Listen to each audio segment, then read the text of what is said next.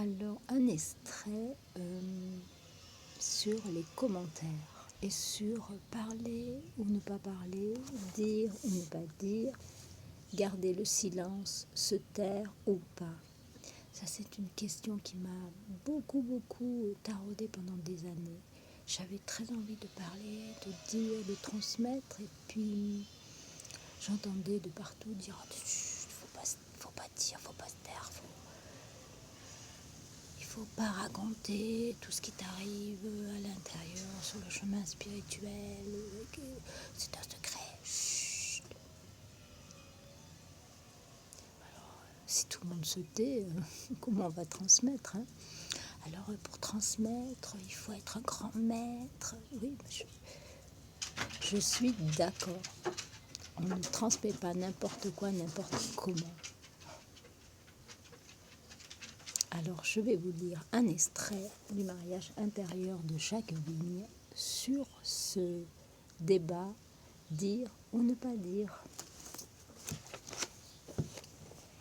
Alors, la question de départ est de savoir si l'on doit parler ou non de ce qui se passe sur le chemin de l'intériorisation. Le mystique doit-il rester muet, comme le suggère ce lien étymologique que nous venons de mentionner ? Le mot mystique est relié étymologiquement à mystère et muet. Nous pourrions dire, pour achever cette présentation, que le cantique des cantiques est un contrepoint de l'amour et du silence. C'est le chant des chants qui nous mène au seuil du saint des saints. Le chant. Alors, pourtant, si la transmission de la connaissance en général est un devoir, celle de la connaissance intérieure doit l'être de façon encore plus pressante. Un maître de la Kabbale exprimait la douleur de ce paradoxe d'une façon des plus directes en disant « Malheur si je transmets, malheur si je ne transmets pas ». Swami Vijayananda, auprès duquel j'ai appris beaucoup, a eu une éducation juive traditionnelle avant de venir en Inde et d'y rester comme disciple de Mahananda Mahi. Il raconte à propos de la transmission spirituelle l'histoire suivante. Un jour, celui qui allait devenir le principal disciple du Baal Shem Tov est venu le voir pour une première visite. Mais celui-là n'a tenu pendant l'entretien que des propos sans intérêt. Au moment où le visiteur passait le pas de la porte, vous avez remarqué quand quelqu'un vient vous voir et qu'au moment de partir, sur le pas de la porte, c'est là qu'il révèle tout, qu'il a envie de tout vous dire ou qu'elle a envie de raconter encore plus, et là vous dites « Oh, putain !» Donc, je reviens à mon histoire. Au moment où le visiteur passait le pas de la porte, en se promettant intérieurement de ne plus jamais revenir, le saint le rappela, ouvrit le Zohar à une page qui parlait des anges et des archanges et lui demanda de commenter. Le visiteur, qui avait beaucoup étudié, donna des explications kabbalistiquement correctes du passage. Mais le Baal Shem Tov s'exclama « Tu n'as rien compris ». À ce moment-là, le jeune homme tomba en extase et eut la vision directe des anges et des archanges en même temps que la compréhension profonde de leur signification.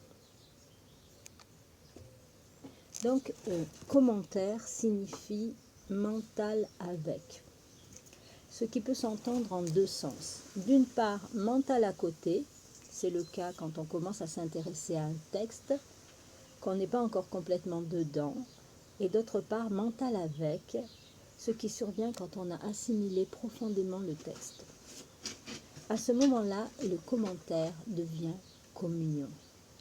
La période où l'on lit un commentaire correspond aux racines de l'arbre. La réflexion méditative sur celui-ci ressemble au tronc qui réunit en lui toutes les idées racines.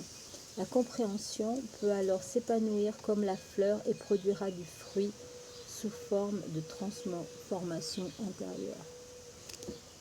Dans le contexte plutôt conservateur de l'Inde médiévale, le grand mystique Ramanuja avait aussi ressenti le tiraillement entre le dire et le ne pas dire.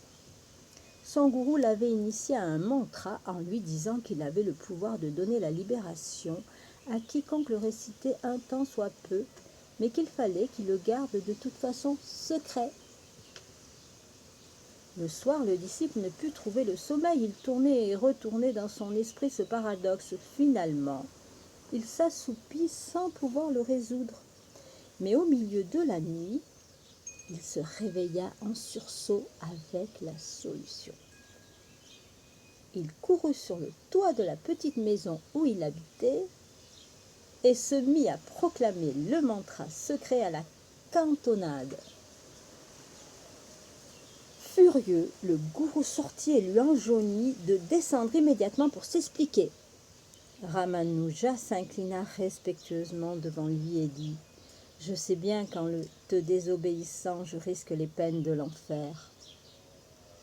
Mais ça m'est égal, puisque grâce à cela, je sais que d'innombrables êtres seront sauvés. » Cette réponse fit fondre le cœur du gourou qui embrassa le jeune homme avec les larmes aux yeux. « Si tu as une préoccupation si brûlante pour le salut des gens, tu deviendras réellement leur sauveur. » Et effectivement, Ramanuja devint un des plus grands maîtres spirituels de l'Inde médiévale.